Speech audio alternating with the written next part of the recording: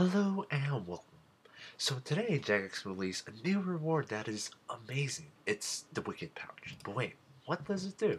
It essentially holds any type of rune into a single slot. But that's not all. Rather than placing it in your inventory, it goes into the arrow slot, meaning essentially you don't need to bring runes in your inventory anymore.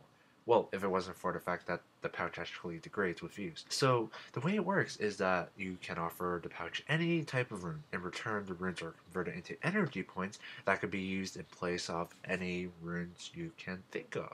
It could also change what spellbook you're on, which is kind of interesting, I guess.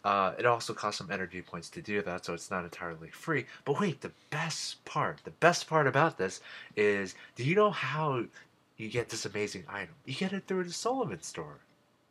Like, sure, why not? Man. Now, for a while, I've been trying to avoid making any negative Nancy videos, Debbie Downers, South Park. But my main gripe with this update is that it isn't. It's not the concept of the idea that is bad. It's a good concept. I like it. I feel that it's needed.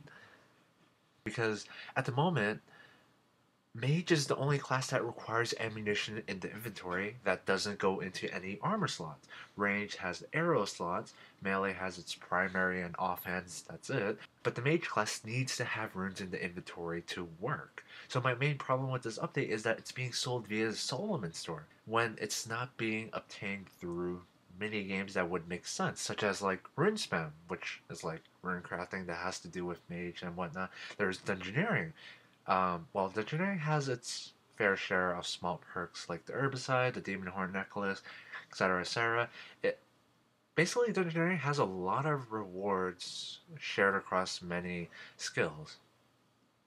But the thing I don't understand is, why is this being sold through the Solomon store rather than being obtained through like a mini game in a relevant skill?